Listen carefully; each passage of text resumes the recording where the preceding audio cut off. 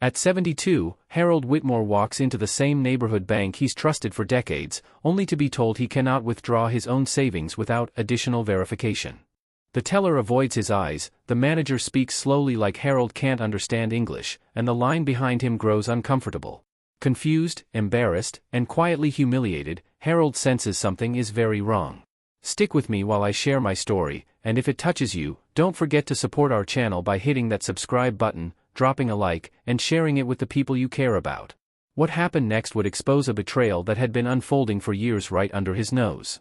Harold reflects on his life, a retired machinist, widowed, careful with money, proud of never owing anyone a dime. The bank account in question holds the proceeds from selling his home after downsizing, meant to secure his remaining years. He's never bounced a check, never missed paperwork, so the refusal feels personal. When he asks for an explanation, the branch manager Colin Breyer gives vague answers about irregular flags, planting the first seed of suspicion in Harold's mind.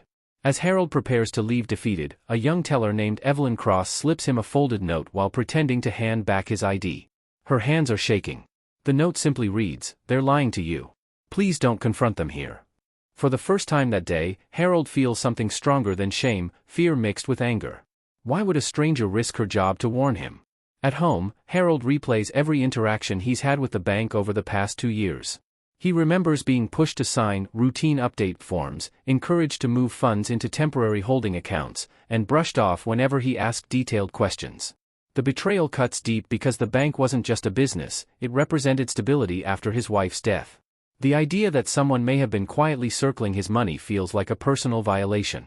Harold returns to the bank the next day pretending compliance, allowing them to believe he's confused and harmless. Meanwhile, he begins requesting paper statements, old transaction records, and archived correspondence. The staff grows tense, especially Colin, whose polite tone now carries impatience. Harold realizes the people he trusted are scrambling, and that gives him power he hasn't felt in years.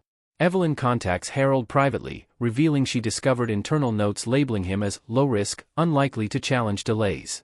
She explains that certain accounts belonging to elderly customers were being quietly restricted to earn interest elsewhere.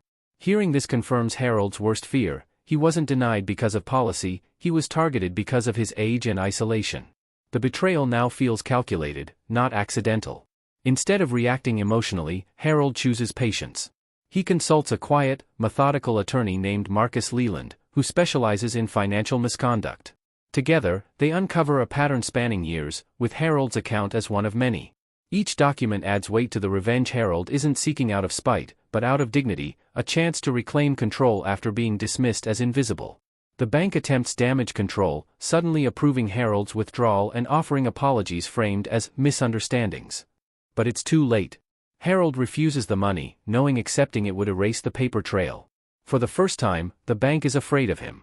The power dynamic shifts completely, and Harold realizes revenge doesn't have to be loud, it just has to be precise. As the case progresses, Harold confronts Colin in a private meeting, not with rage, but calm disappointment. He explains how betrayal feels worse at 72 than at 30, because trust is harder to rebuild than money. Colin can't meet his eyes. That moment gives Harold closure, not because he broke the man, but because he exposed the truth. The story concludes with Harold reclaiming his financial independence and something even more valuable: self-respect.